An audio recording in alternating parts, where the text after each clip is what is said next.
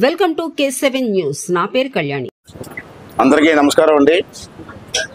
ఈరోజు నర్సీపట్నం మున్సిపాలిటీలో బలిఘట్టం ప్రాంతంలో ఈ అరకు కాఫీ స్టాల్ ఒకటి ఓపెన్ చేయడం జరిగింది.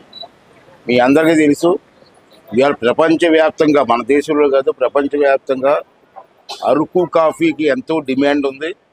నేను ఈ మధ్యన లండన్ వెళ్ళినప్పుడు లండన్లో కూడా ఈ షాప్ని చూశాను.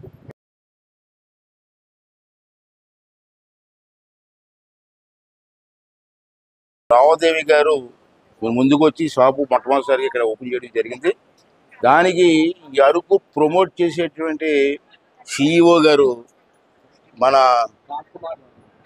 రామ్ కుమార్ వర్మ గారు కూడా స్వయంగా వారు కూడా వచ్చి కార్యక్రమంలో పాల్గొనడం జరిగింది.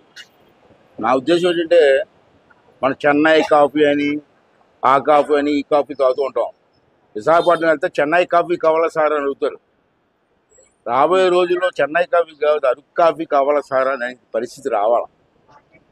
అంచేత అందరూ అన్ని ప్రాంతాల్లో కూడా అరకు కాఫీని, మన కాఫీ, మన ప్రాంతం కాఫీ, మన గిరిజన ప్రాంతాల్లో పండే కాఫీ, ఈ కాఫీని అందరూ కూడా ప్రమోట్ చేయవలసిన అవసరం ఉందని చెప్పి నేను భావిస్తున్నాను.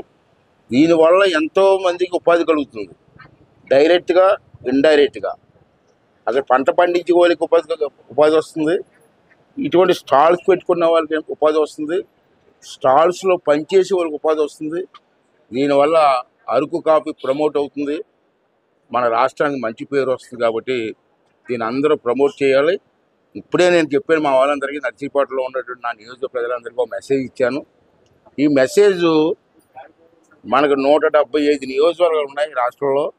175 నియోజకవర్గాల ఎమ్మెల్యేలు అందరూ కూడా ఈ నియోజకవర్గంలో మా నర్సీపట్నంలో ప్రమోట్ చేసినట్టు ప్రమోట్ చేయాలని చెప్పి నేను రిక్వెస్ట్ చేస్తాను.